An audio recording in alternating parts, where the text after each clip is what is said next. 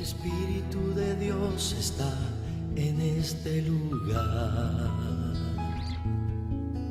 El Espíritu de Dios se mueve en este lugar.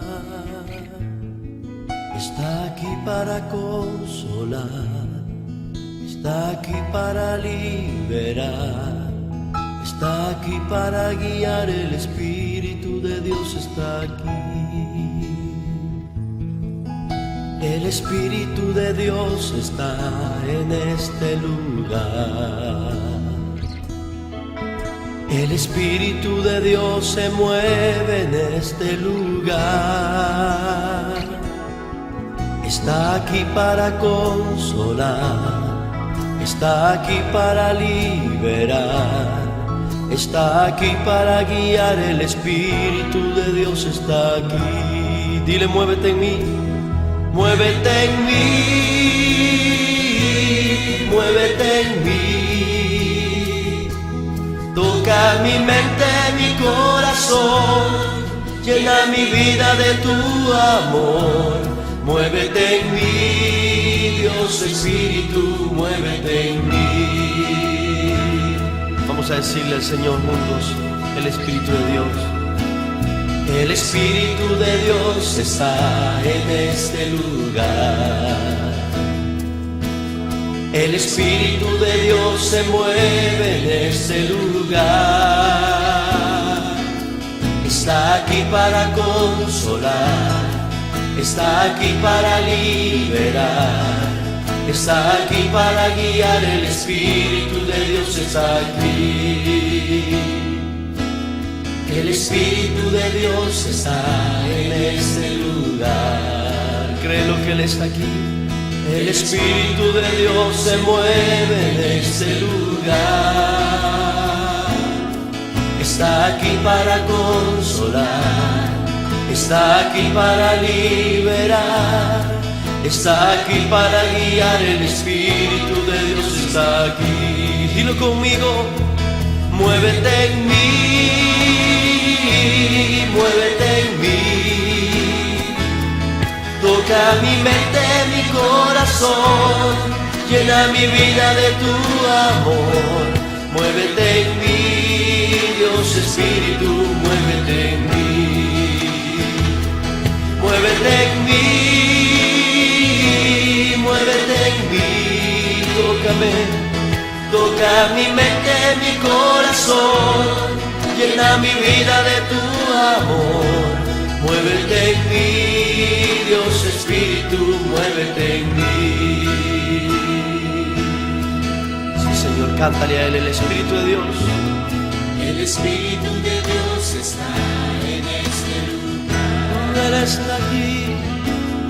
El Espíritu de Dios se mueve en este lugar. Oh Dios, está aquí para consolar, está aquí para liberar, está aquí para guiar. El Espíritu de Dios está aquí.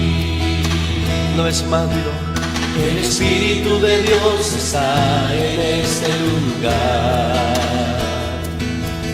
El Espíritu de Dios se mueve en este lugar. Está aquí para consolar, está aquí para liberar, está aquí para guiar. El Espíritu de Dios está aquí. Levanta tu voz: muévete en mí, muévete en mí. Toca mi mente, mi corazón, llena mi vida de tu amor. Muévete en mí, Dios Espíritu, muévete en mí. Muévete en mí, muévete en mí. Oh sí, muévete en mí. Toca mi mente, mi corazón, llena mi vida de tu amor. Muévete en mí, Dios Espíritu, muévete en mí. Amén. Muévete en mí, muévete en mí. Dile: toca mi mente, toca mi mente, mi corazón, llena mi vida de tu amor. Muévete en mí, Dios Espíritu, muévete en mí. Muévete en mí, oh sí, muévete en mí. Toca mi mente, mi corazón, llena mi vida de tu amor. Muévete en mí, Dios Espíritu, muévete en mí, muévete en mí. Muévete en mí, Dios Espíritu, muévete en mí, oh sí, muévete en mí. Muévete en mí, Dios Espíritu, muévete en mí. Muévete en mí, Dios Espíritu, muévete en mí. Deja que el Espíritu del Señor se mueva. Sí, pon tus manos en tu mente, en tu corazón y dile: Espíritu, muévete. Oh, toca mi mente, toca mi corazón y muévete con tu poder. Oh, aleluya.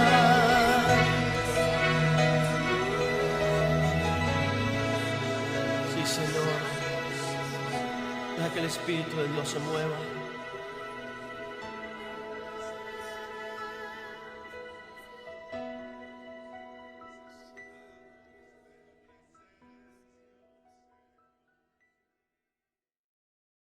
Que todos busquen en sus Biblias Zacarías capítulo número 3, los primeros 10 versículos, bueno, que son realmente todos los versículos de la Biblia. Les voy a invitar a que, puestos en pie, hagamos la lectura de esta porción de la Escritura. Está en el Antiguo Testamento, está ya en la casi parte final del Antiguo Testamento, antes del profeta Malaquías. Forma parte de los conocidos profetas menores. Los niños pueden pasar a su clase, los que tengan que salir, y yo les animo a los que nos quedamos aquí a que leamos esta porción de la Escritura. Amén. Yo lo voy a leer, ustedes lo siguen con su vista, o si gustan acompañarme, como ustedes gusten, hagamos esta porción de la Biblia. Y dice así la palabra del Señor. Dice: me mostró al sumo sacerdote Josué, el cual estaba delante del ángel de Jehová, y Satanás estaba a su mano derecha para acusarle. Y dijo Jehová a Satanás: Jehová te reprenda, oh Satanás. Jehová, que ha escogido a Jerusalén, te reprenda. ¿No es este un tizón arrebatado del incendio? Y Josué estaba vestido de vestiduras viles y estaba delante del ángel. Y habló el ángel y mandó a los que estaban delante de él, diciendo: quitadle estas vestiduras viles. Y a él le dijo: mira que he quitado de ti tu pecado, y te he hecho vestir de ropas de gala. Después dijo: pongan mitra limpia sobre su cabeza. Y pusieron una mitra limpia sobre su cabeza, y le vistieron de las ropas, y el ángel de Jehová estaba de pie. Y el ángel de Jehová amonestó a Josué, diciendo: así dice Jehová de los ejércitos: si anduvieres por mis caminos, y guardares mis ordenanzas, también tú gobernarás mi casa, también guardarás mis atrios, y entre estos que aquí están te daré un lugar. Escuchad pues ahora, Josué sumo sacerdote, tú y tus amigos que se sientan delante de ti, porque son varones simbólicos. He aquí yo traigo a mi siervo el renuevo. Porque he aquí aquella piedra que puse delante de Josué, sobre esta única piedra hay 7 ojos. He aquí yo grabaré su escultura, dice Jehová de los ejércitos, y quitaré el pecado de la tierra en un día. Y en aquel día, dice Jehová de los ejércitos, cada uno de nosotros convidará a su compañero debajo de su vid y debajo de su higuera. Bueno, si no nos interrumpe la señora de los fierros viejos, vamos ahora. Padre, te damos gracias en esta hora porque nos das la oportunidad de poder, bendito Dios, acercarnos a ti con la confianza que nos da el Espíritu Santo. Y queremos que ese mismo Espíritu tuyo, Señor, sea el que nos gobierne, nos abra el entendimiento y nos guarde, Señor, para poder obrar conforme a tu voluntad. Que entendamos tu palabra, tu mensaje, tu salvación, Señor, y asimismo, Señor, la difundamos a todo aquel que la necesita, porque hoy es el día de la salvación para aquel, Señor, que te busca con todo su corazón. Gracias, Padre, todo esto lo pedimos en el nombre de Jesús. Amén. Pueden tomar sus lugares. Hoy se nos contó la basura, se nos contó el tamalero, se nos contó la del fierro viejo, se nos juntaron todos. ¿Sí vamos bien? Ok. Así que no me asusten. El predicador anglicano Juan Wesley, cuando tenía tan solo 6 años de edad, quedó atrapado en una casa en llamas y fue rescatado por un vecino bienaventurado que, exponiendo su vida, trepó en los hombros de otro y pudo alcanzar al niño Wesley, que pedía auxilio desde una ventana. La paga del pecado es muerte. Así lo declara San Pablo en su carta a los Romanos, en el capítulo 3, verso 23. ¿Pero a qué se refiere Pablo con estas duras palabras? Bueno, déjeme decir que literalmente Pablo no está hablando únicamente de la muerte física por el pecado, pero sí la incluye cuando se trata de pecar. Lo que Pablo nos está diciendo en esta breve pero profunda expresión es que hay consecuencias cuando estamos en la condición de pecado. ¿Y cuál es esa consecuencia? La consecuencia nos dice que es la muerte. Y se refiere a la muerte en un sentido muy amplio, que significa muerte espiritual y muerte física. Aunque como vimos de la semana anterior, pareciera que lo que más nos ocupa es la muerte física, más que la espiritual. Pero permítame comenzar definiendo precisamente qué es la muerte. La muerte es, como dicen algunos, la separación de algo. No es el aniquilamiento ni la desaparición del alma, como algunos dicen que es. Morir significa separación. Y en el caso de la muerte física implica la separación del cuerpo con el alma y la separación del cuerpo con el espíritu. Esto se refiere a la muerte física. Pero ¿qué decir acerca de la muerte espiritual? ¿Qué clase de separación se da? El tipo de separación que se da es la separación entre Dios y nosotros. De tal forma que cuando nosotros pecamos, morimos espiritualmente, lo cual implica que estamos separados de la presencia de Dios. Pero ¿cómo es que nosotros hemos llegado a esta condición de muerte espiritual delante de Dios? Tendríamos que remitirnos al libro de los Orígenes o del Génesis, donde ahí se nos narra cómo es que nosotros de pronto cuando nacemos, ya nacemos muertos espiritualmente. Nos dice la Biblia que en el principio Dios creó todas las cosas, creó el mundo y todo lo que en él habita, a usted, a mí y a todo lo que nos rodea. Y Dios nos creó de manera distinta al resto de las cosas. Nos creó primeramente al final de todas las cosas, como resultado de la bondad de todo lo que existe, diciendo que vio Dios que todo era bueno y por lo tanto dijo, hagamos al ser humano a nuestra imagen y semejanza. Génesis 1, verso 26.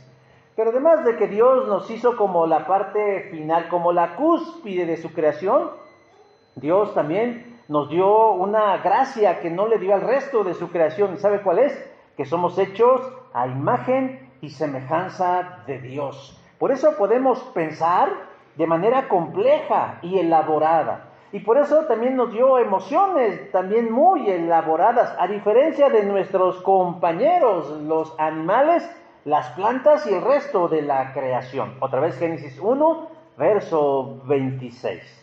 Pero Dios no solamente nos privilegió con todas estas cosas, sino que además nos puso por administradores del mundo, diciendo que nosotros nos enseñoreáramos de todo lo creado y lo administráramos de la mejor forma. Otra vez, Génesis 1, verso 26. ¿Se dan cuenta de la riqueza de la palabra que en un solo versículo nos revela tantas verdades? Bueno, hasta ahí todo va bien. Todos decíamos, bueno, ¿y entonces qué pasó? También nos dice la Escritura que un mal día el ser humano decidió hacer uso de un regalo que Dios le había dado llamado voluntad. Y su voluntad le llevó a actuar de forma independiente y contraria a los mandamientos divinos. Génesis 3, del 1 al 6. Desobedeció a Dios en algo que podría parecer pequeño, pero que era sustancialmente importante: el mandamiento de Dios. Y eso, hermanos, trajo consecuencias. Trajo una consecuencia funesta y terrible, para la cual Dios no podía dejarla sin castigo, porque Dios es un Dios justo, y Él no puede tener por menos ni al pecado ni al pecador. Génesis 3:14. ¿Y qué es lo que iba a hacer Dios? ¿Cómo Dios iba a reaccionar o responder ante una acción como la desobediencia?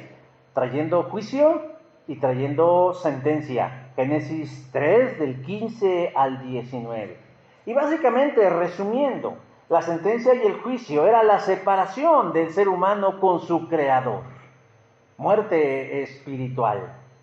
Y a partir de ese momento, la descendencia de Adán, es decir, nosotros, quedamos marcados por la tendencia al pecado. ¿Qué significa? Ir en contra de Dios, hacer siempre todo lo contrario de lo que Dios nos marca. Y desde entonces nacemos siendo pecadores.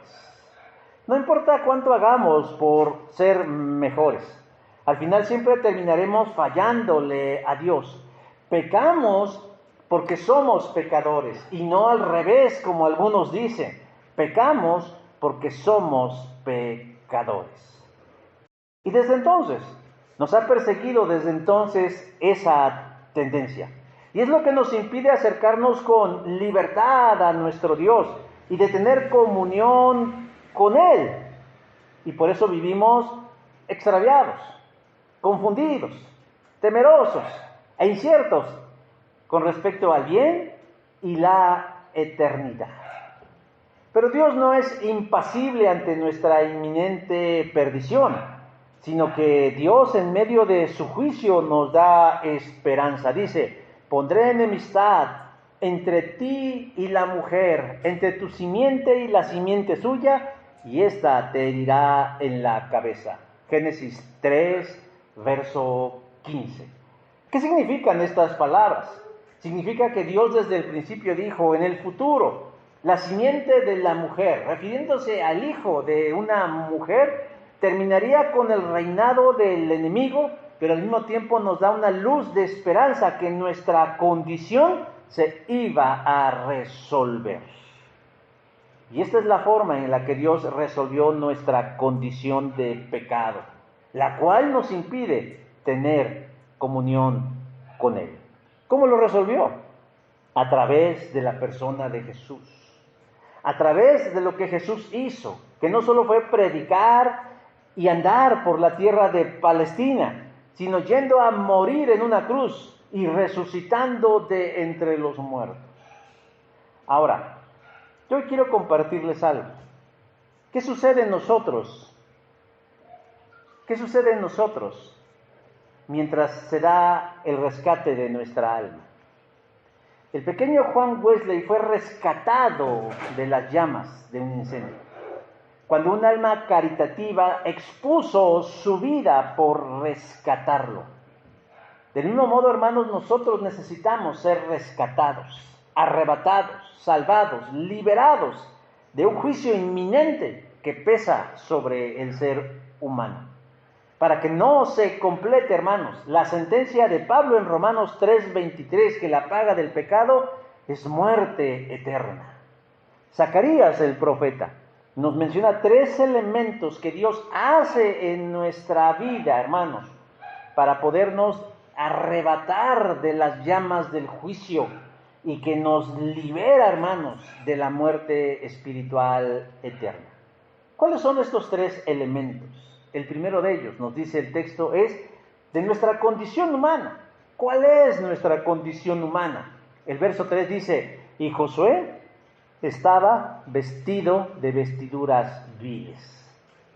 Zacarías es uno de los profetas más jóvenes de la Biblia.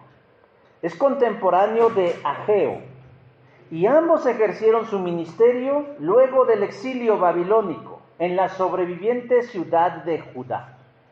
La esencia de la profecía de Zacarías era que el pueblo debía mostrar una actitud adecuada ante la obra de Dios. como la reconstrucción del templo de Jerusalén. Hay que recordar que Israel había sido llevado cautivo a Babilonia por 70 años. Empezaron a regresar poco a poco y cuando volvieron encontraron que todo estaba en ruinas, entre ellos el templo de Dios. Ageo se encargó de exhortar al pueblo a que pusieran manos a la obra y reconstruyeran el templo. Pero Zacarías se dedicó a que la actitud con la que el pueblo debía reconstruir el templo era hacerlo bien y bonito, dando a los clásicos. No solamente que lo hagan, sino que lo hagan con una buena actitud, con las motivaciones correctas, hacerlo para la honra y la gloria de Dios. Debían hacerlo con un corazón limpio y debían hacerlo con un corazón sin pecado. Pero ¿cómo se lograba eso? De manera simbólica, Zacarías nos va a enseñar la forma en cómo Dios nos rescata de nuestro corazón pecaminoso, de cómo somos limpiados y salvados de nuestra condición de pecado.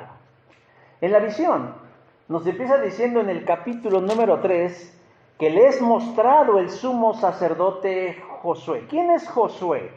No es el Josué de Moisés, no es el Josué del libro de Josué.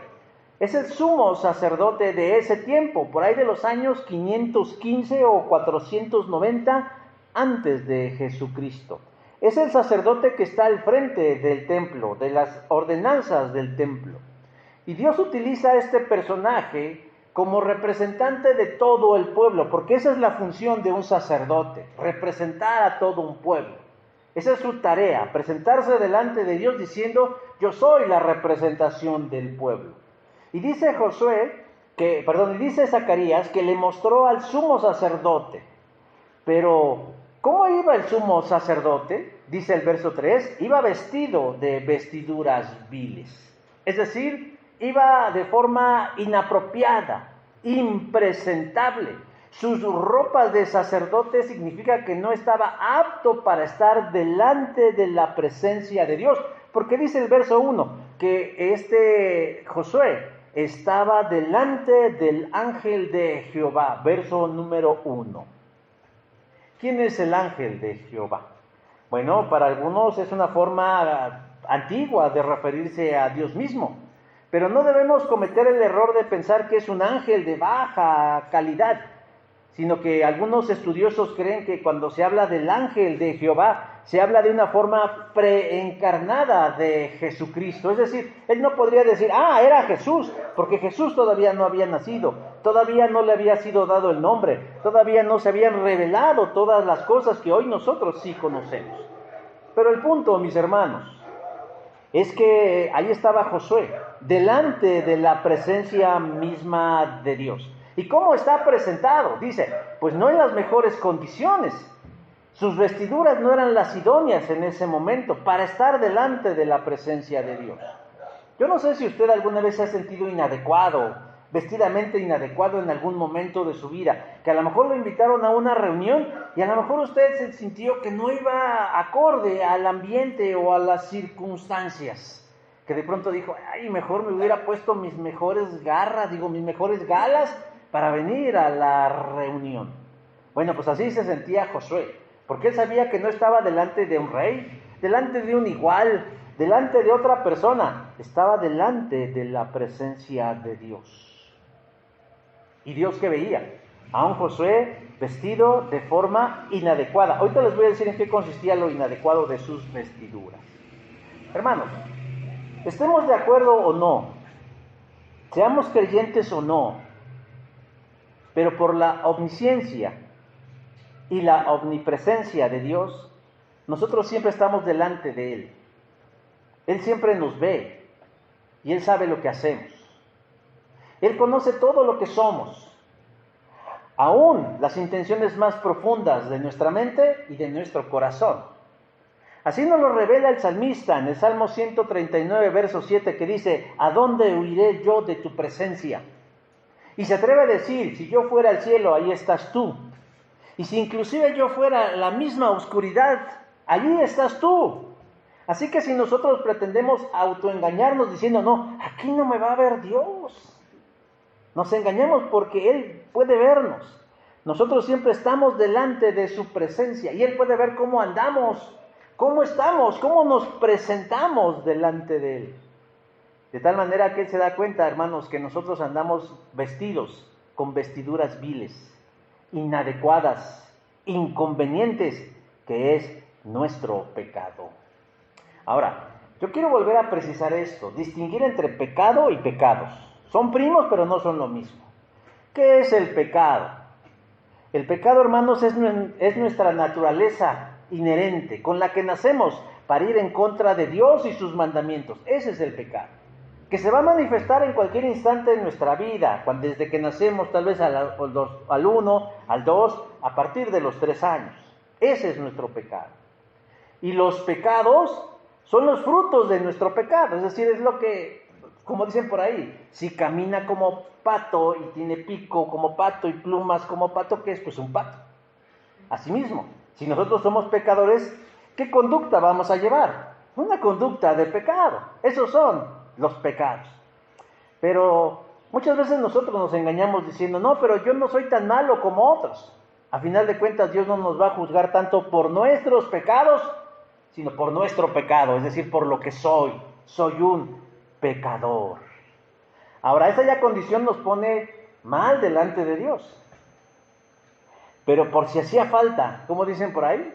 Es que estaba leyendo que ya tenemos nueva alcaldesa, ¿eh? Aquí dijeron, pues otro limón al caldo. Pues así mismo, ¿no? Ya estamos mal delante del Señor. Bueno, pues vamos a echarle otro limón al caldo. ¿Qué creen? Dice ahí el texto que por si nos hacía falta, alguien estaba ahí también cerca, dice, y Satanás estaba a la mano derecha para acusarle. O sea, no solamente llegamos cochinitos delante del Señor, sino que hay alguien que nos ayuda a mal. Dice, Satanás estaba a su mano derecha para acusarle. Esa es la esencia del diablo, hermanos. Es más, el significado de la palabra Satanás es adversario o acusador. Esa es su tarea, ir de chismoso delante del Señor, aunque Él lo sabe. Tiene por ahí un alma chismosa que le dice, ¿ya viste a fulanito de tal? ¿Ya viste a sutanito y a perenganito lo que hacen? ¿Con qué motivación lo hacen? ¿Qué nos dice Juan en el libro del Apocalipsis? De día y de noche, delante de nuestro Dios, acusaba a los nuestros. O sea, Él no descansa, para Él no hay vacaciones. Él trabaja los 365 días del año. Él no se fue en la pandemia a esconderse, al contrario, se la pasó diariamente delante de la presencia de Dios, balconeándonos en las cosas malas que hacíamos. En términos coloquiales, se encargó de echarnos más tierra delante del Señor. Así pues, si nuestras vestiduras ya de por sí estaban sucias por nuestra condición, déjeme decir que ahora el diablo pues le echó más tierra a las cosas. Ahora, nosotros tenemos algo que se llama conciencia, y la conciencia nos ayuda a hacer las cosas distintas, y tratamos de portarnos bien o tratamos de no hacer lo malo. Había que definir qué es malo, pero bueno, tratamos de no hacer lo malo. Pero aún así, hermanos, fracasamos, porque tenemos una naturaleza quebrantada, una naturaleza pecadora. Pero ante un panorama tan desolador, empieza a brillar una luz potente de esperanza. Y es que amén de que Dios es un Dios justo, también es un Dios que nos ama. Y guarda un amor muy especial por su creación, que va mucho más allá de sentir bonito.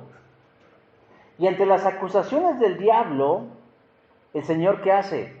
Nos defiende. O en términos más cristianos, intercede por nosotros, porque dice verso número 2, y dice ahí, y dijo Jehová a Satanás, Jehová te reprenda. Jehová te reprenda.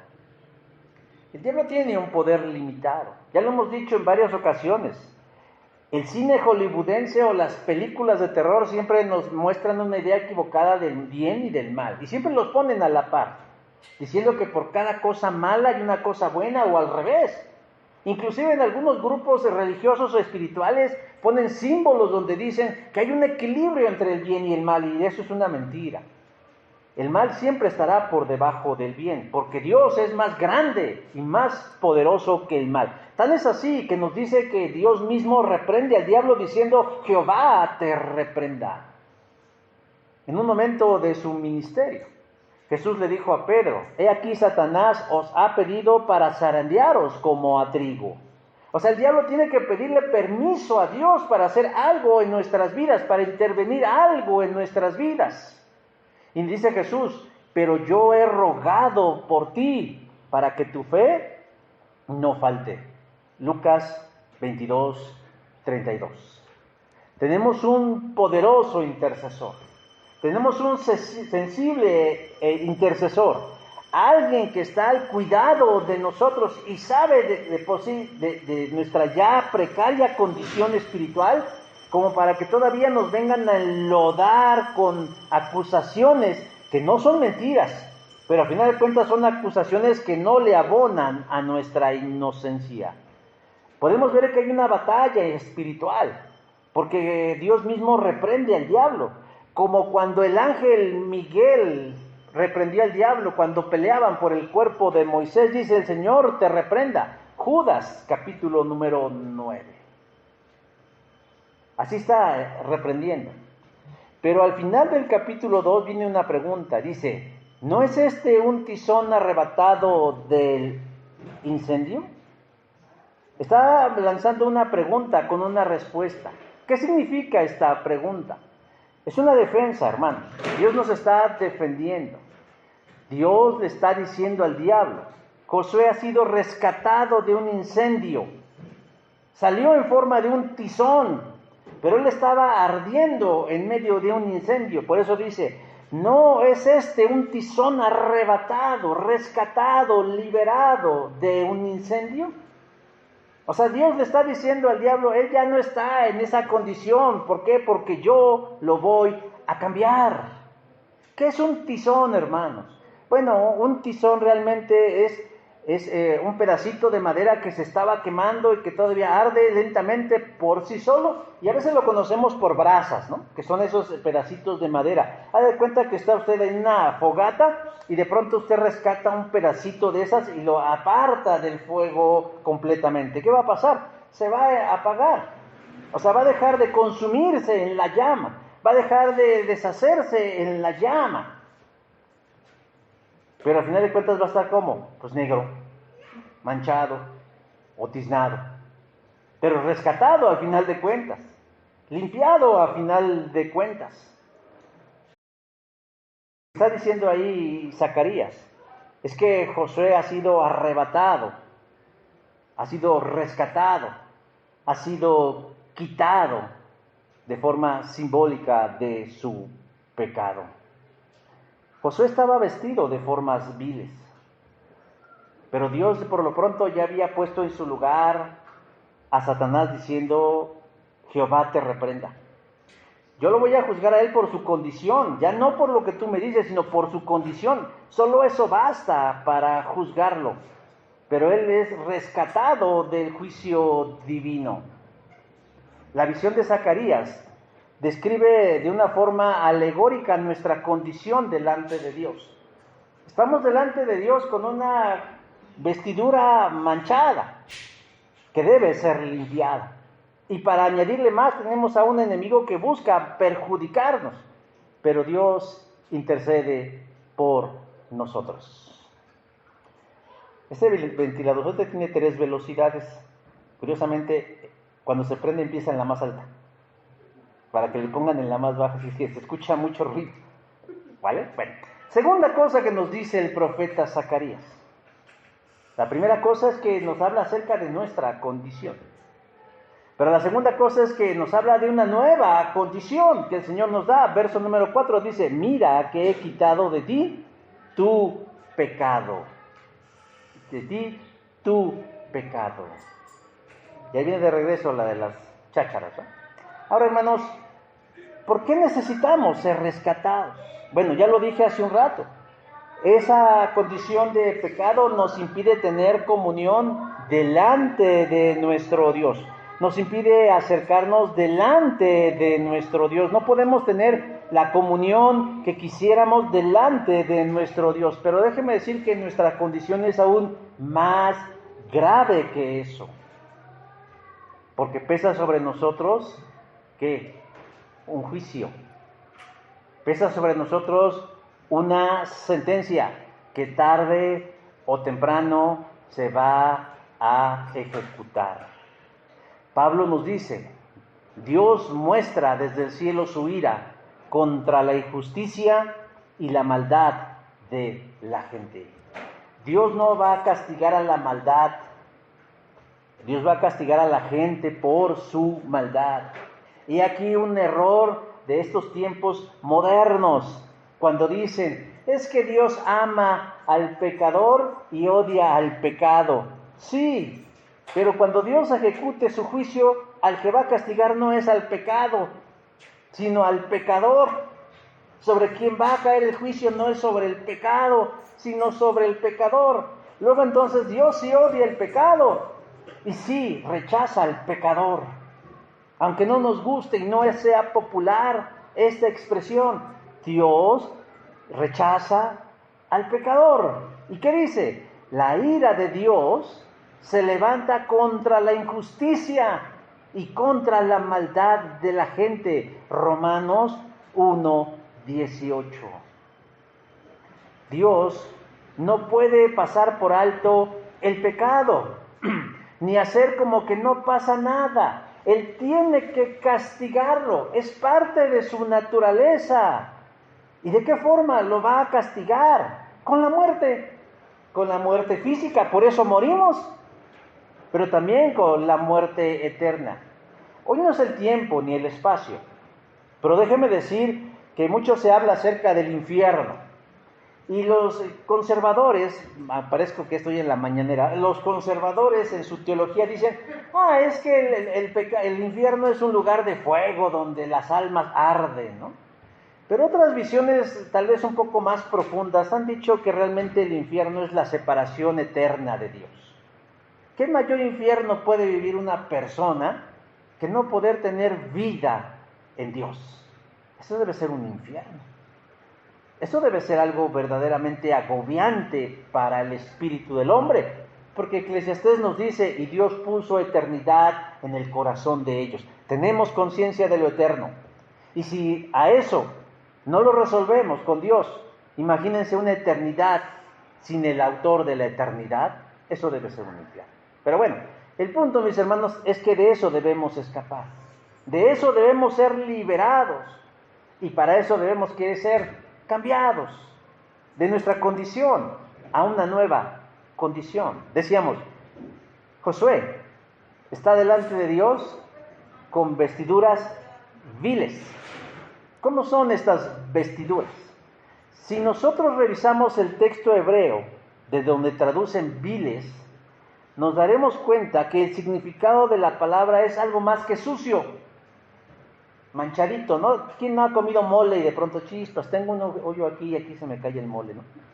Hacemos lo que podemos y nos limpiamos. Bueno, cuando dice que estaba de vestiduras viles, es que no estaba manchadito, estaba asqueroso, sucio, desagradable, hediondo, nauseabundo, porque dice que la palabra significa manchado hasta con excremento. O sea, realmente va más allá de que, bueno, me vine en chanclas y me presenté delante del Señor. Bueno, era mucho más que eso. Josué, de forma simbólica, nos dice Zacarías, llegó delante de Dios con una vestidura manchada, sucia, que aparte hedía de un hedor parecido a las heces fecales. Y así estaba delante de la presencia de Dios. ¿Y qué tiene que pasar? Pues hay que limpiar, ¿no? El Señor es santo y es puro, y Él dice, pues hay que limpiar. Limpia pues esta vergüenza. ¿Cómo era ese anuncio? Lava pues esta vergüenza. Antes había el anuncio, creo, de un jabón y decían eso. Había que limpiarlo. El diablo no le estaba mintiendo a Dios cuando decía, ¿ya viste a Josué qué cochino está? No, pues el Señor no es ciego, ni mucho menos tenía afectada el olfato. no tenía coronavirus, ¿no? Dicen, no, sabían a lo que olía.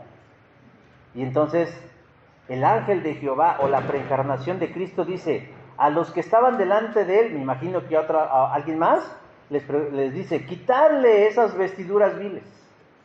Él ordena que le quiten esas vestiduras sucias y desagradables. ¿A quiénes? Bueno, muy probablemente ángeles servidores que estaban ahí en ese momento. Quitarle esas vestiduras viles. Estaban pidiendo que Zacarías tendría que ser cambiado, limpiado de su condición, de su realidad. Él necesita ser limpiado. Él necesita ser cambiado. Pero Zacarías no podía hacerlo solo, porque no le dice, a ver, Zacarías, pues límpiate tú, ¿no? O cámbiate tú. Sino le dice a otros, quitarle, limpiarlo, proveerle de otras cosas. ¿Por qué? Hermanos, porque nosotros no podemos limpiarnos a nosotros mismos. Porque por más que nos esforcemos y llevemos una alta moral, siempre fracasaremos. No está hablando de una cuestión religiosa, de una sea la religión buena. Aquí no hay religiones buenas. Todas las religiones fallan porque son eso, intentos del ser humano por tratar de quedar bien con Dios. Necesitamos que sea lo divino quien nos quite nuestro pecado. Y sigue diciendo en el verso 4, mira que he quitado de ti tu pecado. ¿Se dan cuenta que está hablando en primera persona? Mira que he quitado de ti tu pecado. ¿Quién se lo quitó? El ángel de Jehová. ¿Quién es el que puede limpiarnos a nosotros, hermanos? ¿Nuestros sacrificios? No. ¿Nuestros esfuerzos? No. ¿Nuestras capacidades? No. ¿Nuestros recursos? Tampoco. ¿Nuestra religión? No. Sino únicamente el ángel de Jehová, es decir, Jesús. Mira que he quitado de ti tu pecado. Él se ha encargado de cambiar la condición de Josué, de las manchas de su alma, claro, representadas con sus vestiduras, porque Él es el único que puede hacerlo de manera efectiva. Él es el único que puede despojarnos de lo sucio y ponernos lo limpio. Y eso debe traer a nuestra memoria lo que nos dice Pablo de esta verdad. Dice, despojaos del viejo hombre, o de la vieja mujer, para que se sientan incluidas. Diga, ay, nomás habló de los hombres cochinos. No, despojaos del viejo hombre que está viciado conforme a sus deseos engañosos. Efesios 4:22. ¿Con qué estamos batallando, hermanos? ¿Con el mal carácter? ¿Con el pesimismo? ¿Con un carácter que, híjole, los demás no aguantan? Usted no puede cambiarlo. El Señor sí puede. Permita que el Señor actúe, despojándose de su vieja forma de vida, que está viciado conforme a los deseos engañosos. Pablo nos está diciendo lo que debemos hacer. Lo único que debemos mostrar a nosotros que es disposición. Sí, Señor, hazlo. Estoy convencido, necesito ser cambiado por ti. Y dice en el verso 4, y te he hecho vestir de ropas de gala.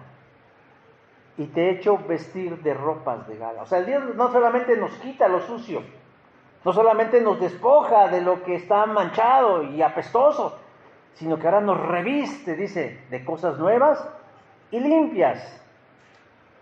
Siglos después Pablo escribiría, vestíos del nuevo hombre, creado según Dios en la justicia y la santidad de la verdad. ¿Sabe por qué fracasan los cristianos? ¿O por qué fracasamos los cristianos? Porque hacemos las cosas en nuestras fuerzas. Yo voy a cambiar, yo lo voy a hacer, tengo fuerza de voluntad. Oh, pues ya torció el rabo el puerco. Pero cuando nos humillamos delante del Señor, le decimos, Señor, yo no puedo. Es más, a veces ni quiero.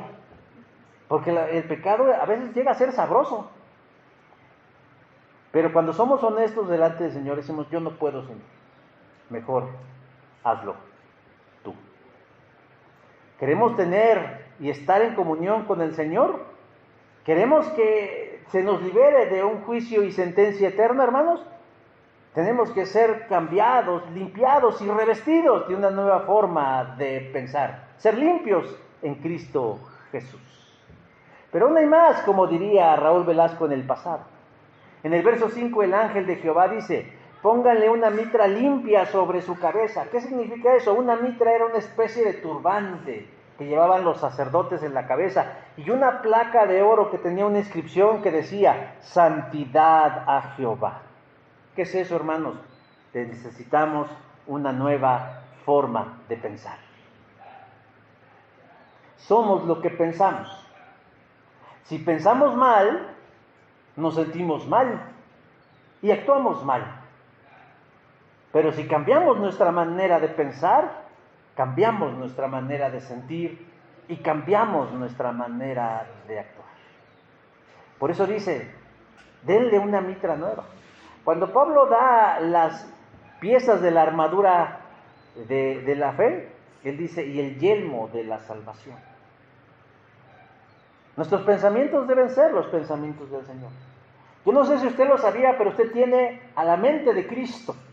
Usted puede pensar como Cristo y por lo tanto sentir como Cristo y actuar como Cristo. Tal vez lo ignoraba o tal vez lo ha escuchado pero no ha sabido cómo ponerlo en práctica. Pero de entrada déjeme decir que el Señor en Cristo nos ha dado una nueva forma de pensar. La lucha es entre mi forma de pensar antigua, esa que está arraigada ahí, anquilosada en mí, y la nueva forma de pensar de Dios. Porque Dios me dice, haz el bien, ¿no? Inclusive al que te hace el mal. Pero el contraevangelio me dice, al que me la hace, me la paga. ¿No? Hubo un tiempo que alguien nos echaba basura aquí afuera. Gatos muertos. Y no sé qué otras cosas. Y la reacción natural es, déjenme saber quién es para ir a echarle sus mugres gatos y su basura y para que aprenda que sí me doy cuenta. Eso haría la mente natural. Pero en la mente de Cristo, ¿qué me diría? No lo tomes en cuenta, no importa. ¿Quién tiene el problema? Pues esa persona, porque hay basura en su corazón. Al contrario, ora por esa persona. Y tú no te conviertas en esa persona. Por eso dice el Señor que nos da una nueva manera de pensar. ¿Saben? Los teólogos, a todo esto que yo les acabo de mencionar de las vestiduras, quitar las sucias, poner las nuevas y la nueva forma de pensar, los teólogos le llaman regeneración.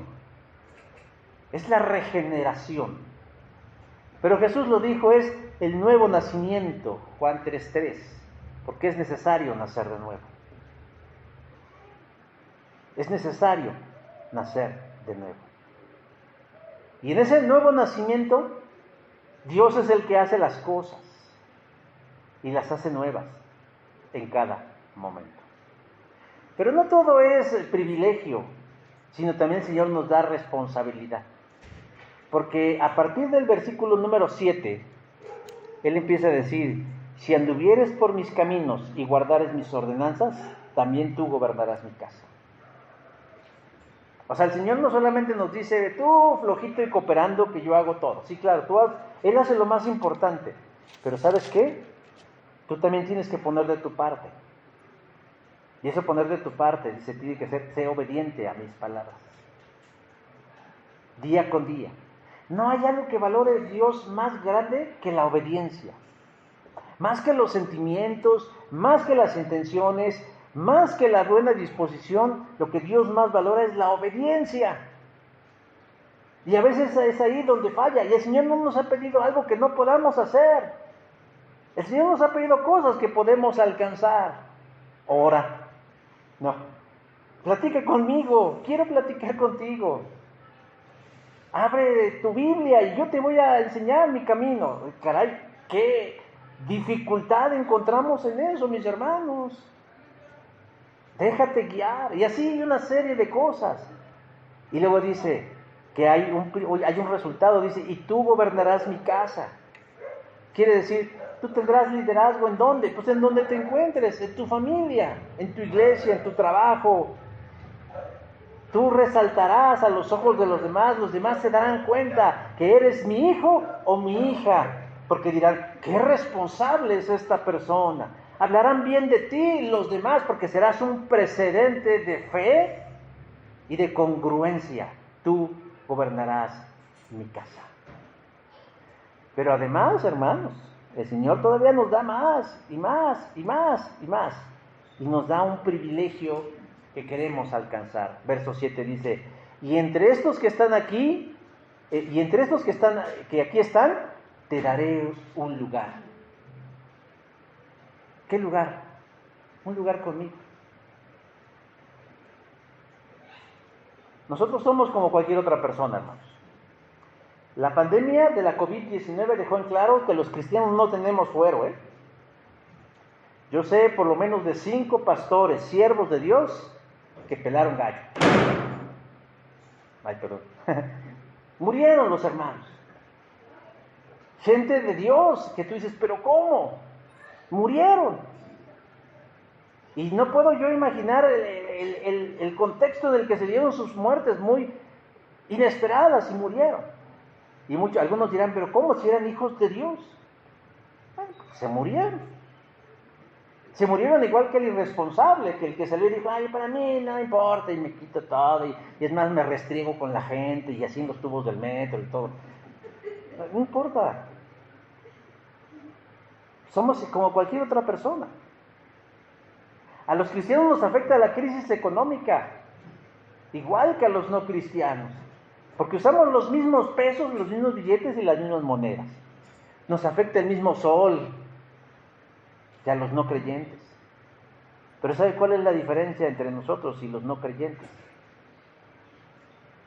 Es que tenemos acceso al compañerismo con Dios. Ese que dijo, y entre estos que aquí están, te daré lugar. En medio de todos, tú tienes un lugar. Dios no es posmodernista, Dios no es de este tiempo, Él es eterno. Está por encima de nuestra ideología. Si a mí no me importa ser políticamente correcto, a mí no me interesa si la gente me acepta o me rechaza, ese es problema de nosotros. Pero Él sí excluye diciendo, y entre estos que están aquí, yo te daré un lugar. Tenemos que compañerismo con Dios. Cuando tengamos alguna necesidad, acerquémonos con confianza al trono de Dios y Él nos ayudará porque es bueno y nos ama. Hebreos 4:16.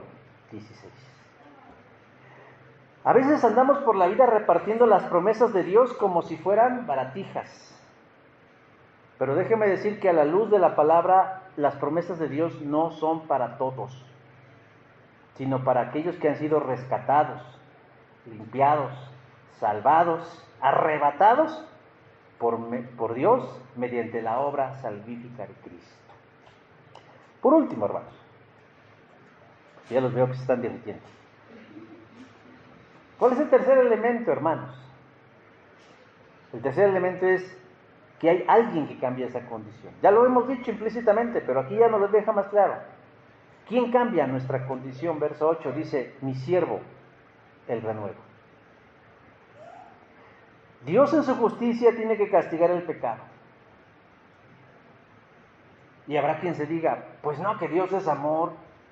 Efectivamente, Dios es amor. Pero hasta su juicio es una muestra de amor. A ver, los que son o somos papás, cuando nuestros hijos hacen algo que sabemos que les daña o les perjudica, ¿no nos molestamos? ¿No nos dan ganas de así darle un coscorrón? O sea, buscamos forma dentro de nuestra misma imperfección de corregirlos. Porque el peor daño que le podríamos hacer a un hijo o a una hija en edad educativa o de crianza es pasar por alto sus fallas y sus errores. Es dejarlo que hagan lo que quieran. Es como ahora en esta aberrante ideología de género que van a estar instaurando en las escuelas en donde los niños tienen derecho a definir si son hombres o si son mujeres. Caray, pues ya a veces no saben distinguir entre un dulce y un chocolate. ¿Les vamos a dejar decidir si son hombres o si son mujeres? Caray, en Oaxaca un niño no puede comprar un dulce, pero aquí en la Ciudad de México un niño sí va a poder ir a un hospital y decir, a mí denme hormonas para ser una niña. Qué paradójica es la vida. Pero bueno, ese es otro tema. El punto, mis hermanos, es que nosotros no nos indignamos ante los errores de nuestros hijos cuando esos errores les perjudican y buscamos la mejor manera dentro de nuestras capacidades y aptitudes para corregirlos. Eso es un acto de amor, hermanos. Y lo mismo sucede con Dios cuando Él se da cuenta que su creación comete errores no mínimos, sino graves, y busca corregirlos. Primero bajo amenaza, tal vez. Mira que te voy a dar, ¿no? Mira que ya te la estoy pasando. Pero tarde que temprano esa amenaza o esa advertencia se tiene que cumplir. Porque si no van a tomar por menos a la autoridad y van a decir, puro jarabe de pico, ¿no? Pero Dios por eso tiene que ejecutar su juicio sobre el pecado, sobre los pecadores. Porque si no sería un Dios incongruente. Pero Dios batalla en su corazón. Me atrevo a pensar que en su corazón hubo una lucha diciendo, pues sí, pero también no me gustaría ser tan duros porque tan solo con un golpecito de estos los desbarato. Y en medio de su disertación el Señor resolvió este dilema que él tenía en alguien que Zacarías no pudo darnos nombre porque todavía no lo tenía revelado, pero lo denominó como algo, como el renuevo. Verso número 8 dice, escucha pues ahora Josué, sumo sacerdote, dice, he aquí yo traigo a mi siervo el renuevo. Se está refiriendo a Jesús en el futuro. Y utiliza la imagen de un renuevo o de un retoño porque lo relaciona con el fruto y la vida.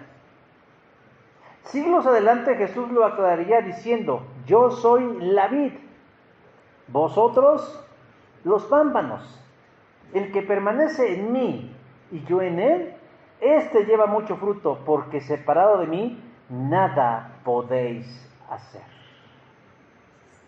¿Cómo podemos nosotros, hermanos, ser limpiados y acceder a la comunión eterna con el Señor? Uniéndonos al renuevo, es lo que Jesús está diciendo. El que permanece en mí y yo en él, este lleva mucho fruto, porque separado de mí nada podéis hacer. Zacarías no sabía quién era a ciencia cierta, pero usted sí sabe. Nosotros somos una generación privilegiada, porque con toda la maravilla de Moisés y los grandes milagros y portentos, él hubiera dado una oreja y la otra oreja y todo lo que tuviera por haber conocido de Jesús. Y nosotros sabemos quién es Jesús. Jesús es el renuevo de Dios. Es el retoño de Dios. Es la vida en Dios que surge en medio de la destrucción. Pero si la imagen de un renuevo nos puede parecer débil, entonces Dios da otra imagen más fuerte y sólida. Cuando habla de una piedra sólida y firme, dice ahí en el verso número 9, dice, porque aquí aquella piedra que puse delante de Josué. Una roca. Jesús es la roca firme. Y me llama la atención la forma en cómo dice, y yo grabaré su escultura, verso 9. ¿A qué se refiere? Pues a la obra de Cristo. ¿Cómo llevó a cabo Jesús nuestra limpieza? ¿Ensuciándose Él? ¿Cómo llevó a cabo Jesús nuestra salvación?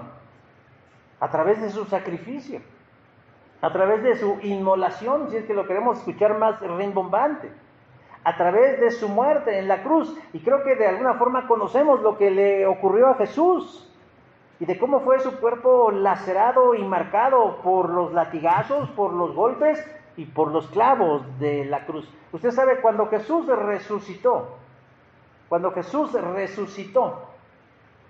en un cuerpo nuevo, que no muere, conservó algo de su vieja, de su antigua forma de vida, las cicatrices, para que éstas quedaran como evidencia de lo que dijo en Zacarías 3:9, yo grabaré su escultura. Y al que no conoció pecado alguno, por nosotros Dios lo trató como pecado, para que en él recibiéramos la justicia de Dios. Segunda de Corintios 5:21. O sea, Dios iba a cumplir en la persona de Jesús el precio por nuestra salvación. Y dice verso número 9, y quitaré el pecado de la tierra en un día. ¿Cuándo? Cuando Jesús murió en la cruz. Juan 19:30. Hermanos, la salvación está al acceso de todos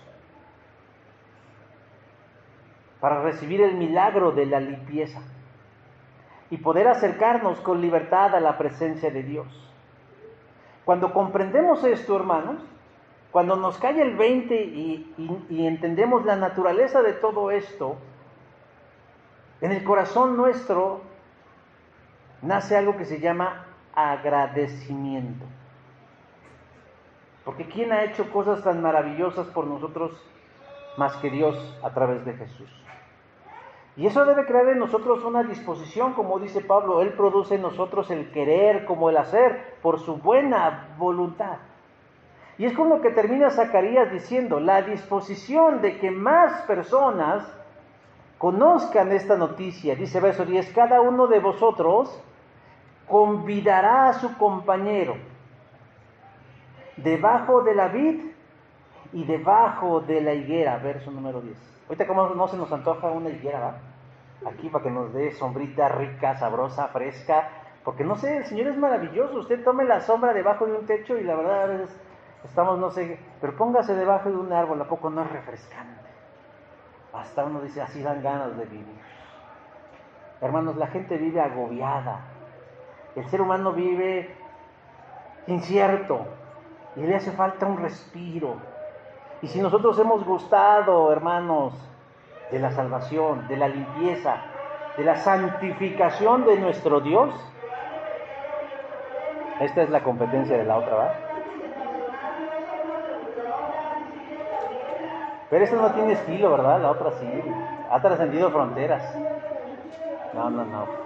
Hasta para vender chácharos hay que tener gracia. Pero bueno, el punto, hermanos, es de que el creyente comparte la bendición con otros, para que al final de todos estemos bajo el cuidado y la bendición de nuestro Padre en el cielo. La paga del pecado es muerte, eso dice la Biblia. Es una advertencia de una condición en la que nos encontramos todos, sin excepción. El juicio y la ira de Dios tiene que cumplirse, porque hemos quebrantado su ley. Noticia se desprende una muy buena noticia, porque la segunda parte de Romanos 6:23 dice, mas la dádiva de Dios es vida eterna en Cristo Jesús, Señor nuestro.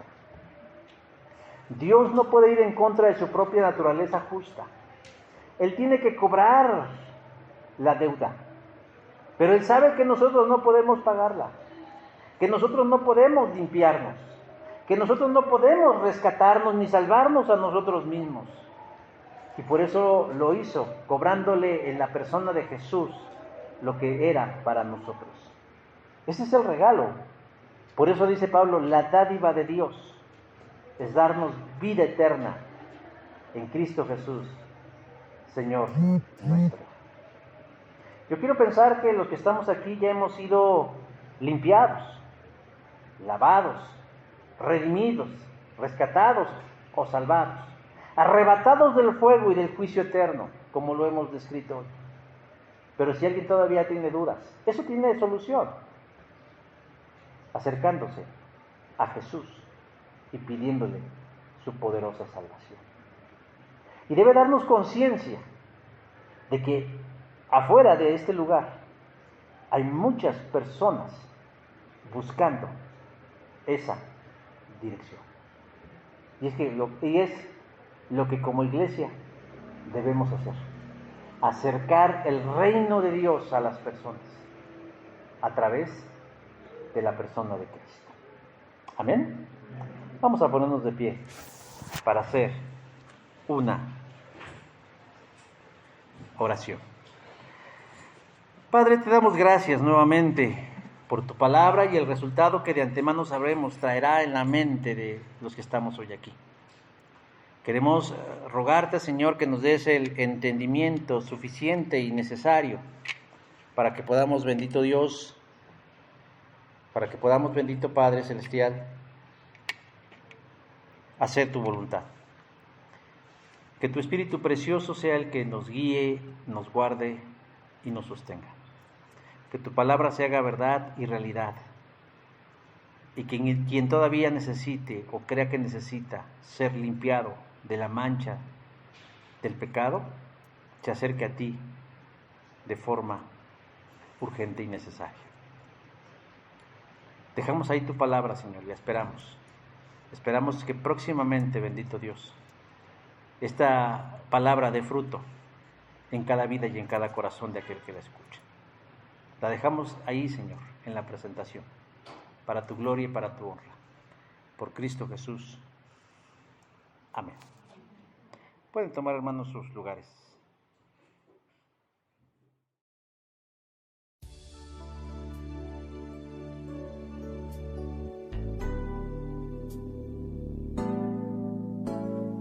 Gloria en gloria te veo, cuanto más te conozco, quiero saber más de ti, mi Dios, cual buen alfarero, quebrántame, transfórmame, moldéame a tu imagen, Señor. Quiero ser más como tú, Señor. Quiero ser más como tú. Ver la vida como tú. Saturarme de tu espíritu y reflejar al mundo tu amor. Quiero ser más como tú, ver la vida como tú, saturarme de tu espíritu y reflejar al mundo tu amor. En gloria te veo. Cuanto más te conozco, Señor. Cuanto más te conozco, quiero saber más de ti, Dios, cual buen alfarero. Quebrántame, Señor.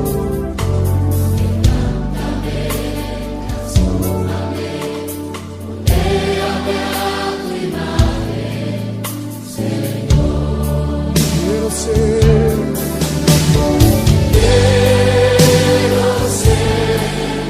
más como tú, ver la vida como tú,